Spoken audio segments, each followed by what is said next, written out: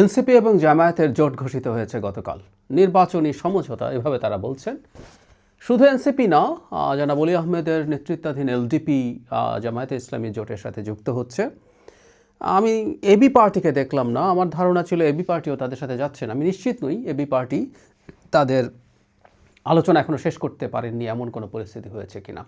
যাই হোক, এনসিপির ভেতরে যা যা হচ্ছে তার ভবিষ্যৎ কি হতে পারে।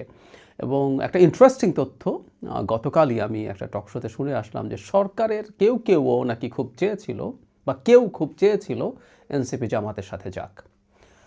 কী ঘটলো আমরা দেখলাম। জামায়াতে ইসলামের পক্ষ থেকে একটা সংবাদ সম্মেলন করা হলো, সেখানে ঘোষণা দেওয়া হলো। এরপর এনসিপির পক্ষ থেকে জনাব নাহিদ ইসলাম, জনাব আক্তার হাসনাত আবদুল্লাহ তারা একটা সংবাদ সম্মেলনে আসেন এবং আক্তার এবং নাহিদ কথা বলেন।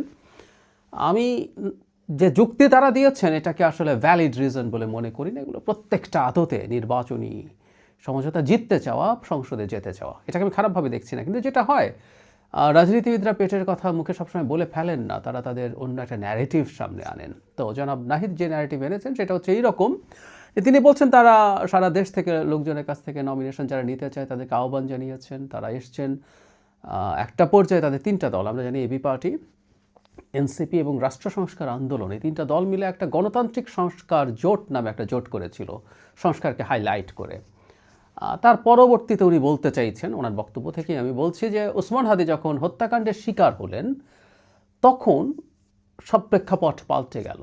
নানা রকম সংশয়, এই বুলেট তাদের দিকে বা অন্য কারো দিকে আসতে পারে। এই প্রেক্ষাপটে তারা বলছেন যে নির্বাচনটা যেন সঠিক হয়, ঠিক হয় এবং প্রতিদ্বন্দ্বিতাপূর্ণ হয়। সে কারণেই তারা মনে করেছেন এই জোটটা করা দরকার। আই এম নট কনভিন্সড, একেবারেই নই। এমনিতেই যদি বলি, আসলে একটা দল ডিসিশন নিয়েছে, তারা এবারই যতটা সম্ভব ভালো করতে চায় নির্বাচনে, সংসদে যেতে চাইলে পারলে সংসদে যেতে চান। সুতরাং তারা বিএনপির সাথে আলোচনা করবেন, জামায়াতের সাথে আলোচনা করবেন, এটাই স্বাভাবিক ছিল। আসলে এই ন্যারেটিভটা তৈরি করতে হচ্ছে, কারণ হলো যতই হাস্যকর শোনাক, কারণ হচ্ছে তারা নয়া বন্দোবস্তের কথা বলছিলেন। তারা জামায়াতের বিরুদ্ধে আসলে খুবই টাফ কথাবার্তা বলছিলেন রিসেন্ট টাইমসে, খুবই টাফ কথাবার্তা। তাদের একাত্তরের ভূমিকা নিয়ে, তাদের ধর্মভিত্তিক ফ্যাসিবাদ নিয়ে গুরুত্বপূর্ণ নেতারা কথা বলেছেন। ইভেন জনাব নাহিদ ইসলাম বলছেন যে সংস্কারের ব্যাপারে বা জামায়াত ইসলামী হোক, এনসিপির যারা এটার পক্ষে আছেন, এই নির্বাচনী সমঝোতার পক্ষে আছেন, তারা বলার চেষ্টা করছেন আসলে সংস্কারের মতো ইস্যুতে তাদের খুবই ঐক্যমত্য রয়েছে। আমরা নিশ্চয়ই ভুলে যাইনি যেদিন জুলাই সনদ স্বাক্ষরিত হয়, যেখানে এনসিপি যায়নি, সেখানে জামায়াত ইসলামী যাওয়ার পর জনাব নাহিদ ইসলাম একটা স্টেটাস দিয়েছিলেন যেখানে খুব কঠোরভাবে এই সংস্কারের সব কিছু ধ্বংস করার জন্য তিনি জামায়াতকে দায়ী করেছিলেন। জামায়াত এই লোয়ার হাউসে পিআরের মতো আলোচনাকে সামনে এনে সব কিছু শেষ করেছে সংস্কারকে। সুতরাং সংস্কারের ব্যাপারেও জামাতের প্রতি কঠোর অভিযোগ এনসিপিরই ছিল। সেই জায়গা থেকে তারা এখন বলছেন এটা নাকি তাদের মিল আছে। যাই হোক, আমি জাস্ট কথাগুলো সামনে এনে রাখলাম। আমি বারবার বলছি, যেভাবে বলা হচ্ছে এতেও দোষের কিছু নাই। সারা পৃথিবীতে এই ধরনের চর্চা আছে, কিন্তু আমাদের এই অঞ্চলে তো আছেই। আমরা ঠিক একেবারে সঠিক ভেতরে যে কথা আছে, যে কারণ আছে, সেটা তো বলবো না। প্রধান কারণ, আবারও বলছি, এনসিপি চায় এই নির্বাচনেই জিতে সংসদে যেতে। সেটার জন্য তারা বিএনপির সাথে আলোচনা করেছিল, ফলপ্রসূ হয় নাই। তারা এখন জামাতের সাথে গেছেন। কিন্তু এই যে জামাতের সাথে গেলেন, এটা নিয়ে খুব গুরুত্বপূর্ণ দুটো তথ্য একটু দিতে চাই। আর এটাও কথা বলবো যে এনসিপিকে ভেঙে নতুন কোনো দল হতে পারে কিনা সেটাও। আচ্ছা, জামাতের সাথে যাওয়া নিয়ে যদি বলি, সেটার খুব ইন্টারেস্টিং একটা অভিযোগ বলবো। আমি আঙ্গুল তুলেছেন ডক্টর তাসনুভা জাবিন, খুব দীর্ঘ একটা স্টেটাস দিয়েছেন। আমি আপনাদেরকে অনুরোধ করবো পুরো স্টেটাসটা একটু পড়ে ফেলবেন। অনেক কথা লিখেছেন খুব চমৎকারভাবে, কিন্তু এর মধ্যে একটা জিনিস খুব ক্লিয়ারলি তিনি বলতে চাইছেন, এটা একেবারে একটা পরিকল্পিত ঘটনা। মানে এই যে যাবতীয় যা ঘটলো এতদিন ধরে, এনসিপি তৈরি হওয়া, এনসিপি এরপর যা করলো, যা করে এসে শেষ পর্যন্ত যেভাবে তারা জামাতের সাথে জোটে গেল, এটাকে তিনি পরিকল্পিত দাবি করছেন। অনেক কথাবার্তা আছে, অনেক অভিযোগ আছে। উনি এই দলটার সাথে শুরু থেকেই ছিলেন, সুতরাং বেশ কিছু অভিযোগ করেছেন। এগুলো আমরা আমাদের মতো করে বোঝার জন্য এটা পড়ে রাখা ভালো। কিন্তু এটা পরিকল্পনার কথা বলছি। এই পরিকল্পনার অংশেই মনে হলো গতকাল একটা টক শোতে ইত্তেফাকের এক্সিকিউটিভ এডিটর জনাব সালেউদ্দিন টক শোতে অন রেকর্ড একটা কথা বলেছেন, সেই জন্য সেটা আমি ব্যবহারই করতে পারি। তিনি বলছেন কথাটা ঠিক এইরকম। তিনি সাথে সরকারের একজন গুরুত্বপূর্ণ ব্যক্তির প্রেজেন্সে জনাব নাহিদ ইসলাম বলছেন সরকারের একজন উপদেষ্টা তাকে বারবার চাপ দিচ্ছেন তারা যেন দ্রুত জামাতের সাথে জোট করেন। আবারও বলছি, জনাব সালেউদ্দিনের সাথে তার সাথে উপস্থিত ছিলেন এই বর্তমান সরকারের গুরুত্বপূর্ণ একজন ব্যক্তি। এই দুজনের সামনে জনাব নাহিদ ইসলাম বলেছেন সরকারের কোনো একজন উপদেষ্টা তাকে ক্রমাগত নিয়মিত চাপ দিচ্ছেন তারা যেন জামাতের সাথে জোট গঠন করে। তার মানে এই সরকারের লোকজন এই ধরনের কাজ করে বেড়াচ্ছেন কোন উপদেষ্টা, এই ব্যাপারটা নিয়ে আসলে আমাদের কৌতূহল আছে এবং সরকারে বসে রাজনীতি চলছে। ছাত্র উপদেষ্টারা সরকারে বসে রাজনীতি করতেন আমরা জানি, কিন্তু এখন তো ছাত্র উপদেষ্টারা নেই, এখন অন্য কোনো উপদেষ্টা রাজনীতি করছেন, সেটা আমাদের একটু মাথায় রাখা দরকার আছে। যে কথাটা বলছিলাম, এনসিপি ভেঙে যেতে পারে কি না, খুবই সম্ভাবনা আছে। আমরা গতকালই দেখেছি 30 জনের স্টেটমেন্ট, আরও অন্যান্য সদস্যরা এনসিপির বিরুদ্ধে কথা বলছেন, সিদ্ধান্তের বিরুদ্ধে কথা বলছেন। গতকালই আমার সাথে একটা টকশোতে এনসিপির একজন নেত্রী সিদ্ধান্তগুলো উনি পদত্যাগ করেননি, কিন্তু উনি সিদ্ধান্তগুলো পছন্দ করছেন না, তিনিও নির্বাচনের জন্য চেষ্টা করছেন। এখন নির্বাচনের মূল সংকটের জায়গা যেটা তাসরিমা জাবিনের স্টেটাসেও ছিল যে তাদের যখন এক্সিকিউটিভ কমিটির মিটিং হয় তখন এই কথা ছিল না যে আসনগুলো তারা পাবেন তার বাইরের সিটগুলোতেও প্রার্থী থাকতে পারবে না। ব্যাপারটা এরকম যে তারা সব জায়গায় প্রার্থী দেবেন, এরকম আলাপ হয়েছিল। এবং যখন মানে এনসিপির দিক থেকে এটাকে শুধু একটা নির্বাচনী জোট বলা হয়, কথাটা আসলে খুব সোজা না, তাই না? কারণ হচ্ছে যখন জোট হয় তখন এনসিপি 30টা আসনে নমিনেশন পেল, ইসলামী আন্দোলন এর চাইতে বেশি পাবে, এটা কতটুকু পাবে আমরা নিশ্চিত না, বেশি হবেই। তো এর এনসিপি তার সিটের বাইরে তার কোথাও ক্যান্ডিডেট দিচ্ছে না, তাকে কাজ করতে হবে অন্য দলগুলোর জন্য, জামায়াত ইসলামী, ইসলামী আন্দোলন সহ যারা প্রায় সবই তো আসলে ইসলামিস্ট দল, তাদের যে প্রার্থী আছে তাদের পক্ষে এনসিপিকে ক্যাম্পেইন করতে হবে। এনসিপির পক্ষে তারাও ক্যাম্পেইন করবে, এদের ক্ষেত্রেও তাদেরকে করতে হবে। ফলে যেটা দাঁড়ালো, এনসিপি যে বলছে এটা আদর্শিক না, টু সাম এক্সটেন্ট এটা ওইদিকে চলে যায়। জামাত তার নিজস্ব চিন্তা আছে, এই জোটে জামাতের বাইরে এমন রাজনৈতিক দল আছে যারা কোনো নারী অ্যাঙ্কার থাকলে সেই টকশোতে আসেন না, যাদের সংবাদ সম্মেলনে কোনো নারী সাংবাদিক প্রবেশ করতে পারেন না। সো এনসিপিকে এখন এইসব প্রার্থীর পক্ষেও সেসব এলাকায় কাজ করতে হবে। তাহলে আমরা বুঝতে পারছি এটাকে এত হালকাভাবে দেখা ঠিক হবে না। যাই হোক, যেটা বলছিলাম ভেঙে পড়তে পারে কিনা, তার মানে যেটা দাঁড়ালো যে অনেকে তো নির্বাচন করতে চাইতেন, যে জামাত তাদেরকে ছাড় না দিল, এখন যেটা হতো সেটা হচ্ছে না, বেরিয়ে এসে কেউ স্বতন্ত্র নির্বাচন করছেন আর কেউ নির্বাচনই করছেন না। পরিস্থিতি এখন ওই জায়গায় চলে গেছে। তাসরিমা জাবিনের কথা বলছিলাম, তিনি পদত্যাগ করছেন, কিন্তু তিনি পরবর্তীতে স্ট্যাটাস দিয়ে জানিয়েছেন তার রাজনীতি কিন্তু শেষ না। একইভাবে যারা পদত্যাগ করবেনও, তাসলিম যারা কোনো দলে যাননি কিন্তু তিনি নির্বাচন করছেন, ভেরি মাচ পলিটিক্যাল অ্যাক্টিভিটি, এবং যারা বেরিয়ে আসবেন তারা একটা দল করতেও পারেন। যারা মাহফুজ আলম একটা স্ট্যাটাস দিয়েছেন, সেই স্ট্যাটাসের ভিত্তিতে আমরা এভাবে কথা বলতে পারি। মাহফুজ আলমের স্ট্যাটাসে খুবই ইন্টারেস্টিং একটা জিনিস আছে, সেটা হচ্ছে আমরা প্রায় বলতাম তিনি সরকারে বসে আদতে ছাত্রদের দল তৈরির পেছনে কাজ করছেন, এবং দল তৈরি হয়ে যাওয়ার পর তিনি তাদেরকে নানাভাবে সরকারে থেকে নানাভাবে ইনভলভ থাকছেন। এটাকে আমরা আনএথিক্যাল বলছিলাম। খেয়াল করি উনার স্ট্যাটাসে এটা আছে, নাগরিক কমিটি ও এনসিপি জুলাইয়ের গঠনমুখ সারির নেতৃত্বে সংগঠিত হয়েছিল। এ দুটি সংগঠনে আমার জুলাই সহযোদ্ধারা থাকায় গত 1.5 বছর, একটু মন দিয়ে শুনবেন, আমি চাহিবা মাত্র তাদেরকে পরামর্শ, নির্দেশনা এবং পলিসিগত জায়গায় সহযোগিতা করেছি। একদম ক্লিয়ারলি বলছেন উনি এই দল তৈরির পেছনে ক্রমাগত কাজ করে গেছেন, বহুবার বলেছি আমরা। দুইয়ে তিনি অনেক কিছু বলছেন, নানান রকম ভালো ভালো কথাবার্তা ছিল, রাজনৈতিক অর্থনৈতিক বন্দোবস্ত, ফ্যাসিবাদের বিরুদ্ধে সাংস্কৃতিক লড়াই, সামাজিক ফ্যাসিবাদ, ব্লা ব্লা ব্লা, এগুলো উনি বলেছেন, কিন্তু ওরা সহযোদ্ধারা এগুলো ধারণ করতেন। এরপর খেয়াল করে উনি লিখছেন এনসিপিকে একটা বিগ জুলাই আমব্রেলা আকারে স্বতন্ত্র উপায়ে দাঁড় করানোর জন্য আমি সকল চেষ্টাই করেছি, কিন্তু অনেক কারণেই সেটা সম্ভব হয়নি। এনসিপিকে দাঁড় করানোর চেষ্টা মাহফুজ আলম করছেন সরকারে বসে বসে। স্বীকৃতি দিলেন, তাকে ধন্যবাদ। সো আমরা এতদিন যে অভিযোগগুলো করেছি এগুলো মোটেও ভুল ছিল না, অনেকেই জানতেন। যে একেবারে এটা ইস্যু না, ইস্যু হচ্ছে তিনি আসলে এই দলে যাচ্ছেন না এরকম বলছেন। আবার একটা পত্রিকায় এরকম নিউজ এসছে জনাব আসিফ এবং জনাব মাহফুজকে কোনোভাবে জামাত নমিনেশন দিতে চায় না। যারা আসিফের বিরুদ্ধে দুর্নীতির অভিযোগ আছে, আমি আবারও বলছি অভিযোগ আছে, এরকম বলা হয়েছে। আর যারা মাহফুজ মওদুদিবাদের বিরুদ্ধে, জামাতের বিরুদ্ধে খুব টাফ কথাবার্তা বলেছেন এসব কারণে।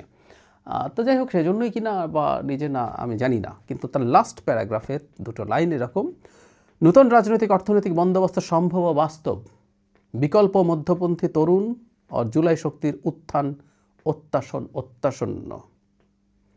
আগেও তিনি বলছেন এটা শেষ হয়ে যায়নি এদের সম্ভাবনা। তো তাহলে বিকল্প মধ্যপন্থী, আসলে এই জামাতের সাথে যাওয়ায় সবচেয়ে বেশি রিয়্যাক্ট করছেন এনসিপির মধ্যপন্থী এবং কিছু বামপন্থী মানুষ আছেন তারা আদতে শেষ পর্যন্ত কতদিন আর দলে থাকতে পারবেন আমি নিশ্চিত নই।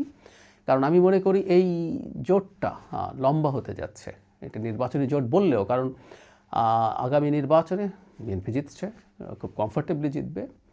তারপর আসলে যেটা দাঁড়াবে, বিএনপির বিরুদ্ধে আন্দোলন, আলোচনা, সমালোচনা সব করার ক্ষেত্রে তারা একসাথেই থাকতে চাইবেন এবং পরবর্তী নির্বাচনে চ্যালেঞ্জ করার জন্য তাদের জোটবদ্ধ থাকাই হয়তো বেটার হবে। সেই বিবেচনায় তারা একসাথে থাকবে। তখন সেই জার্নিতে মধ্যপন্থী যারা আছেন তারা কতটা আসলে থাকতে পারবেন, মানে শুধু জামায়াতে ইসলামী না, এর চেয়ে আমি প্রায় বলছি যে এর আগের যে দলগুলো ছিল, এই ইসলামী দলগুলো, এর মধ্যে ডান থেকে বেশ উগ্র ডান পর্যন্ত রাজনৈতিক দল আছে এখানে, তাদের সাথে এনসিপির মধ্যপন্থী বামপন্থীরা খুব বেশি দিন আসলে থাকতে পারবে বলে মনে হয় না। তাহলে এই সম্ভাবনা আছে যে নির্বাচনের আগে হয়তো হবে না, কিন্তু নির্বাচনের পরে এই যে জুলাইয়ের মধ্যপন্থী যে ছাত্ররা আছে তারা একটা নতুন রাজনৈতিক দল তৈরি করতেও পারেন।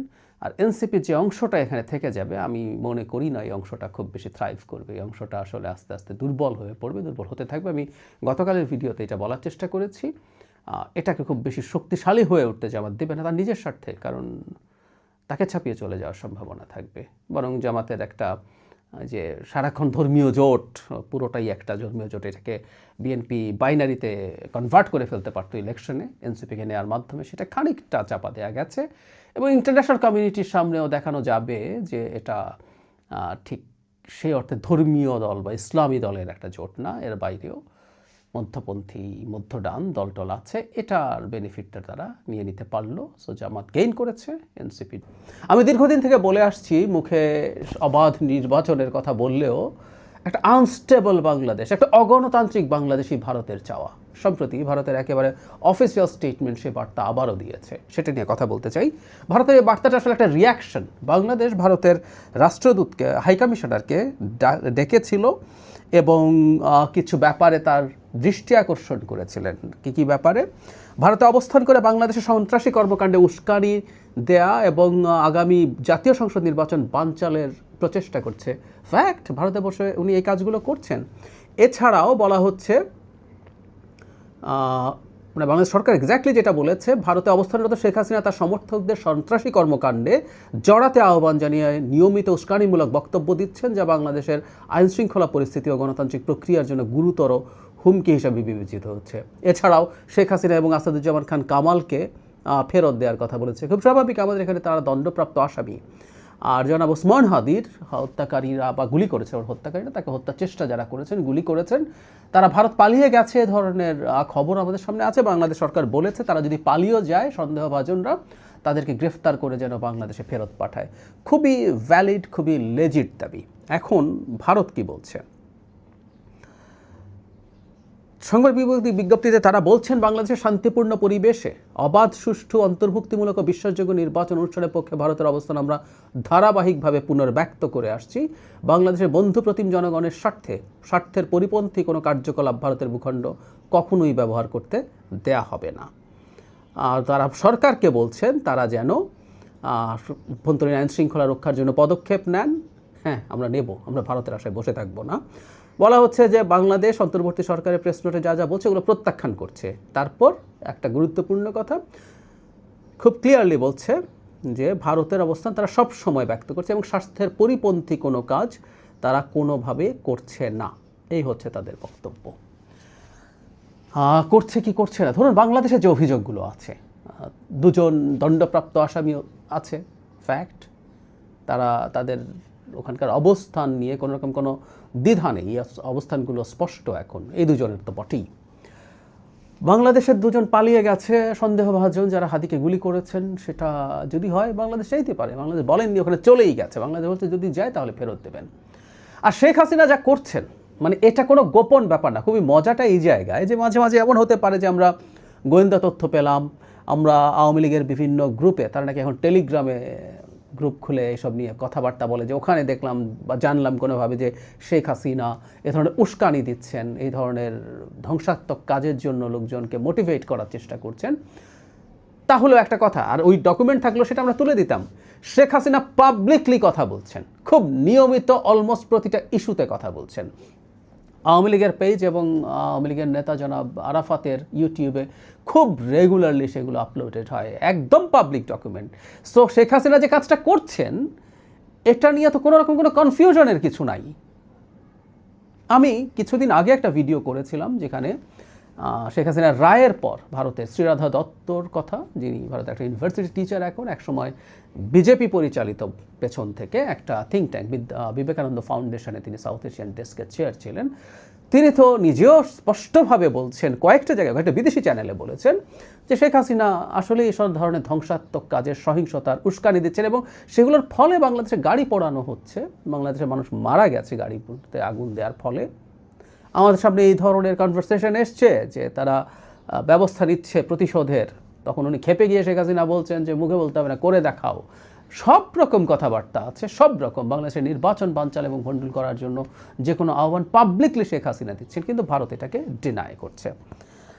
আমি প্রায় একটা কথা বলে অনেক আগে থেকে বলি, মানে এই দেশটার পররাষ্ট্র নীতি দেখে আসলেই অবাক হই। মানে বাংলাদেশকে সরিয়ে রাখি, বাংলাদেশ নিয়ে যখনই আলাপ আসে একটা কথা বলে যে দেশের বেশিরভাগ লোক মুসলমান, তাদের হিন্দু বিদ্বেষ আছে। বাংলাদেশের মানুষের হিন্দু বিদ্বেষ কিছু মানুষের থাকতে পারে, গ্রোসলি এটা আমাদের ট্রেন্ড না। ঠিক আছে, তর্কের খাতিরে তাদের এটাকে যদি আমরা সরিয়ে রেখে বলি, নেপাল পৃথিবীতে পার্সেন্টেজ অফ হিন্দু ভারতের চাইতে নেপালে, মানে পৃথিবীর সবচেয়ে বেশি পার্সেন্টেজ অফ হিন্দু দেশ নেপাল। একসময় হিন্দু ধর্ম এটা রাষ্ট্রীয় ধর্ম ছিল। নেপালে ভারতের রুপি একেবারে তাদের কারেন্সির মতো চলতো। ভারত নেপালের লোকজনের বাধাহীন সীমান্ত এলাকায়, যে একটা সমতল আছে তরাই বলে, এই অঞ্চলের সাথে ভারতের সীমাহীন যোগাযোগ, বিয়ে শাদী সব কিছু হয়েছে। প্রায় একই রকম, একই দেশের মতো একটা পরিস্থিতি দুটো দেশের মধ্যে ছিল। সেই নেপাল ভারতের শত্রুতে পরিণত হয়েছে। ভারতকে বুঝতে হবে, ভারত এটা আর্ন করেছে। নিশ্চয়ই আমাদের মনে আছে বিজেপি সরকারই নেপালকে ব্লকেট দিয়েছিল যখন তারা নতুন কনস্টিটিউশন লেখে ভূমিকম্পের মাত্র কয়েক মাসের মাথায়। এইসব ইত্রামি ভারত করেছিল। মলদ্বীপসের মতো একটা দেশের প্রেসিডেন্ট নির্বাচিত হয়ে যান ইন্ডিয়া আউট ক্যাম্পেইন করে। কোথায় না, শ্রীলঙ্কার মাটিতে চায়না প্রভাবিত সরকারি একটার পর একটা এসছে। বাংলাদেশকে তো বহু আগে বাংলাদেশকে তারা শত্রুতে পরিণত করেছে। বাংলাদেশের মানুষ ঘৃণা করতে শুরু করেছে তাদেরকে। ভারতে চাওয়ার কারণটা আমরা জানি, কিন্তু আসলে লাভ হবে না। ভারতে চাওয়ার কারণটা নিয়ে একটু যদি বলি, সেটা হচ্ছে ভারত এই অঞ্চলে আসলে চায়, যে বলে যে ভারত এই যে উপমহাদেশ, ব্রিটিশ যে কলোনিয়াল শাসন ছিল, সেই পুরোটারই অধিপতি হতে চেয়েছিল। ভারতের প্রধানমন্ত্রী নিজকে ব্রিটিশ ভারতের ভাইসরয় হিসেবেই দেখতে চান। ফলে এখানে স্বাধীন সার্বভৌম কোনো দেশ থাকবে এটা সে পছন্দ করে না। সে চায় অন্য যে কোনো দেশ তার কলোনিতে পরিণত হোক। এখন সমস্যাটা কোন জায়গায়? সমস্যাটা হচ্ছে শেখ হাসিনাকে একটু আর আগে একটু বলে রাখা ভালো, শেখ হাসিনাকে তারা রাখতে চাইতে পারে। আমরা এটুকু বুঝি যে সে যদি আবার শেখ হাসিনার মতো কোনো অ্যালাই চায়, কোনো দাস বা দাসী চায় বাংলাদেশে বা ইন আদার কান্ট্রিজ, তাহলে শেখ হাসিনাকে যদি ফেরত দিয়ে দেয় তার জন্য কঠিন হবে। যে শেখ হাসিনা সব উজাড় করে দিয়ে ভারতকে দেওয়ার পরও ভারত তাকে শেষ পর্যন্ত বাংলাদেশের হাতে তুলে দিয়েছে। তার এই স্ট্র্যাটেজিক রিস্কটা আমরা বুঝি। বা বাংলাদেশে পাঠিয়ে দিলে সে ভারতকে দেখে নেবে, এতেও কোনো সন্দেহ নেই। বহু কথা ভারতের বিরুদ্ধে বলবে যেগুলো ভারতের স্বার্থের বিরুদ্ধে যাবে। কিন্তু কথা বলতে দিতে হবে, চলতে দিতে হবে। মানে বাংলাদেশে একটা নির্বাচন ভারত মুখে বলে, এবং আমি এটাও মনে করি, এটা ফ্যাক্ট, ডক্টর ইউনূসের সাথে যেহেতু খুব খারাপ পরিস্থিতি হয়ে গেছে সরকারের, ভবিষ্যতে একটা নির্বাচিত সরকার যেটাই আসুক না কেন, তারা নতুন করে আলোচনা শুরু করতে পারে। সো ইউনূসের সরকারের চাইতে ওটা তাদের প্রেফারেবল হতে পারে। কিন্তু বাংলাদেশ একেবারে অস্থির হয়ে বাংলাদেশে আবার এক ধরনের ডিকটেটরশিপ এখানে আরোপিত হোক, এটাই ভারতের মূল ইচ্ছে। কারণ কি? একটা স্লেভ যদি ভারত চায়, একটা শেখ হাসিনা যদি চায়, এটা গণতান্ত্রিক বাংলাদেশে সম্ভব না। কেন না? ধরলাম বা শেখ হাসিনা না, শেখ হাসিনার 50% হতে চায়, কোনো একজন নেতা পাওয়া গেল, নির্বাচনে জিতলেন, ওই 50% না 20% অফ শেখ হাসিনা, 20% শেখ হাসিনা হতে চায়, সেই দল চোখ বন্ধ করে আমরা বলে দিতে পারি এই ভারত তোষণের কারণে পরে নির্বাচনে নির্বাচিত হবে না। শুধু তাই না, এমনকি এর আগেই মানুষ রাস্তায় নেমে তাকে ক্ষমতা থেকে নামিয়ে ফেলতে পারে। সুতরাং গণতান্ত্রিক বাংলাদেশে ভারতের স্লেভ হবে এমন কাউকে পাওয়া যাবে না, ফুল স্টপ। এই দেশের রাজনীতি করতে হলে এই রাষ্ট্রের স্বার্থ দেখতে হবে, জনগণের স্বার্থ দেখতে হবে এবং জনগণের যে মূল চাওয়া, একটা স্বাধীন সার্বভৌম দেশের মর্যাদা, সেটা রক্ষা করতে হবে। তাহলে উপায় কি? উপায় হচ্ছে শেখ হাসিনা, যিনি গণতান্ত্রিক হবেন না, যিনি অগণতান্ত্রিকভাবে বল প্রয়োগের মাধ্যমে ক্ষমতায় টিকে থাকবেন, যার জনগণের ম্যান্ডেট ট্যান্ডেট দরকার নাই, তিনি গায়ের জোরে ক্ষমতায় থাকবেন এবং ভারত যা যা বলে তাই তাই করবেন। সে তার বিনিময়ে ভারত তাকে ক্ষমতায় থাকার জন্য সব রকম সুবিধা, সব রকম সাহায্য, সব রকম শক্তি সরবরাহ করবে। আমরা বুঝতে পারি তাহলে বিকশিত গণতন্ত্রের কোনো দেশ ভারত পছন্দ করবে না।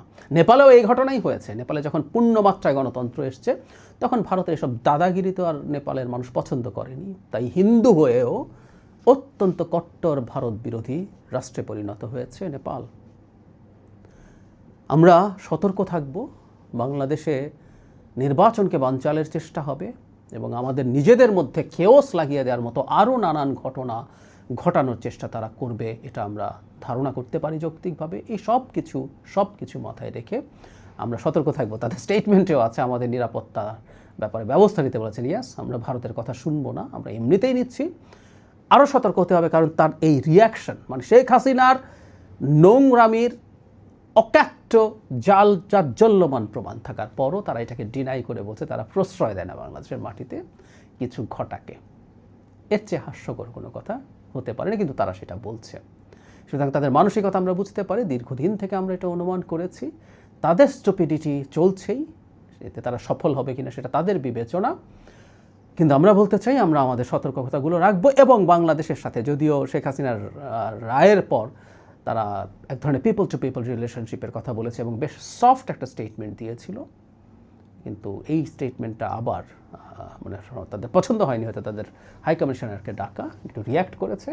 আমি মনে করি আমরা যদি শক্ত থাকতে পারি এখন এই সরকার তো আছেই, ভবিষ্যতের নির্বাচিত সরকারও যদি জনগণের স্বার্থ নিয়ে শক্তভাবে থাকেন, এবং আমরা জনাব তারেক রহমান বিবিসি বাংলাকে যে ইন্টারভিউ দিয়েছেন, সেখানে ভারতের ব্যাপারে খুব ক্লিয়ার অবস্থান জানিয়ে দিয়েছেন যে জনগণের দিকেই তিনি থাকবেন ভারত প্রশ্নে।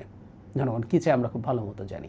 সুতরাং তিনি ভারতের শত্রুতে পরিণত হওয়ার সমূহ সম্ভাবনা আছে এবং নির্বাচন হলে বিএনপি ক্ষমতায় আসতে পারে, এটা প্রায় নিশ্চিত। সেই সম্ভাবনা মাথায় রেখে সেটার ব্যাপারেও জনাব তারেক রহমানের প্রতি তাদের অনীহা থাকতে পারে, সবই আমরা জানি। কিন্তু আমরা আমাদের দেশ আমাদের মতো করে তৈরি করতে চাই এবং ভবিষ্যতের সরকারগুলো, সেটা বিএনপি হোক বা আর কেউ, তারা যেন জনগণের এই জায়গাটা নিশ্চিত করেন। এটা যদি শক্ত থাকা যায়, ভারতকে একদিন তার জায়গা থেকে সরে আসতে হবে, কারণ বাংলাদেশ স্ট্র্যাটেজিক এবং বিজনেস পয়েন্ট অফ ভিউ থেকে ভারতের জন্য খুবই ইম্পর্টেন্ট। বিজনেস যদি সরিয়ে রাখি, strategic importance is very high. চায়নার ফুটপ্রিন্ট ভারত যেভাবে যদি না আসে, যে হারে বাড়ছে, ভারতের সামলানো আর কিছুদিন পর কঠিন হয়ে যাবে। সো আমাদের শক্ত থাকলেই আমরা জিতবো বলে আমি বিশ্বাস করি।